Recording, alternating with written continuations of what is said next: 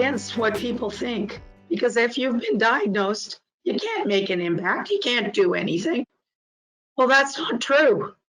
You know, dementia, I talked to you at the beginning by the gentleman named Keith, who was in that picture at the lower right side.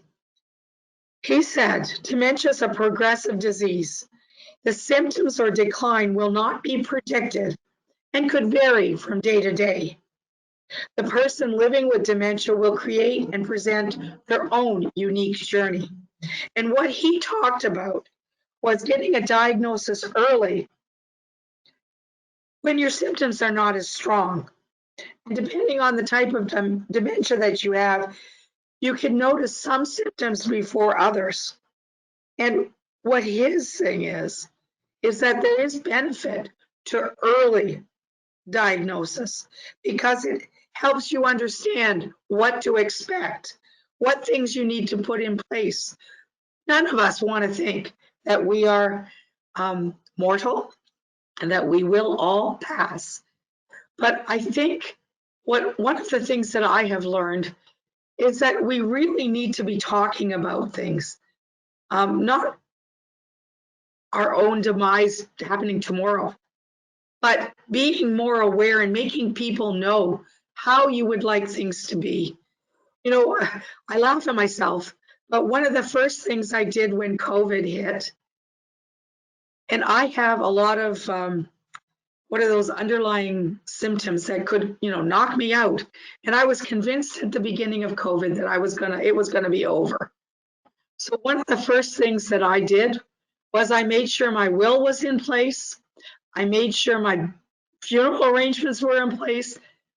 I made sure I tried to do everything to be as proactive as possible.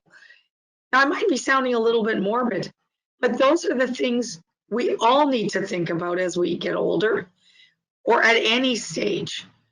But especially when someone gets a diagnosis, they need to be a part of their planning of their future. How would they like to live? How much risk are they comfortable living with? Family members are often not comfortable with the level of risk that you're comfortable with, and they try to surround you and protect you. But I think if you're able to have those conversations early, you can. You know, one of the things that I've had my conversation with my nephews, I live alone. I have a nephew, that's it. I have a sister too, but you know, we're the same age. So what I had said to my nephew is, I want to be around people. So don't leave me in my apartment by myself.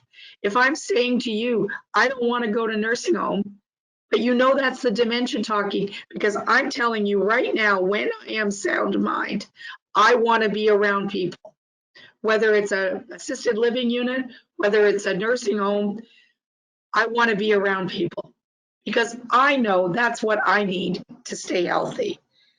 So, you know, this little wheel here is taken from a website, the American website, and I'll give you the information at the end there, where if you click on each one of these pieces of the pie, they have several ideas about how you might challenge yourself, how you might stay connected, how you might create healthy habits.